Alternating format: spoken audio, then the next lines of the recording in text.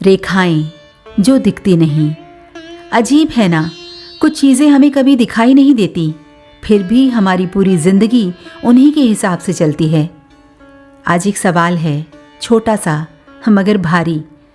वो रेखा किसने खींची थी? बचपन की कुछ बातें साथ रह गईं। धीरे बोलो, ज़रा संभल कर हंसो, हर सवाल ज़रूरी नहीं होता। शायद वो रोकना नहीं था, बस एक तरीका था हमें सिखाने का। पर धीरे धीरे वो बातें हमारी आदत बन गई और हमने सीख लिया कि हंसी का भी एक आकार होता है, आवाज़ की भी एक सीमा होती है और सपनों की भी एक उचित ऊंचाई होती है। और वो रेखाएं जो कभी बाहर थी धीरे धीरे भीतर उतर गईं। और यहीं एक सच शुरू होता है जिसे हम अक्सर समझ नहीं पाते। आपने नाम सुना होगा, ग्लास सीलिंग।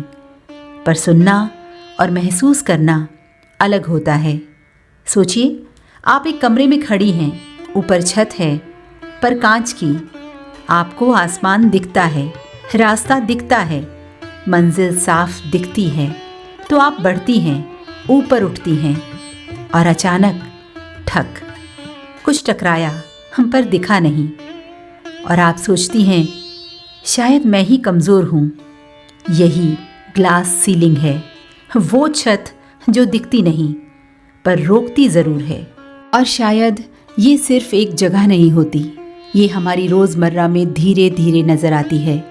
कभी दफ्तर में वही बात पुरुष कहे तो विजन, स्त्री कहे तो एग्रेसिव। कभी घर में बेटा देर से आए, काम था, बेटी देर से आए, कहाँ थी।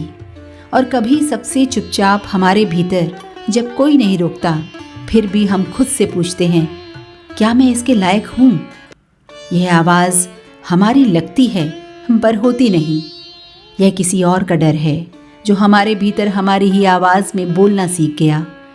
अतीत में हमें रोका गया था, हर आज कोई नहीं रोकता, फिर भी हम रुक जाती हैं क्योंकि वो रुकावट अब बाहर नहीं भीतर बैठ गई है।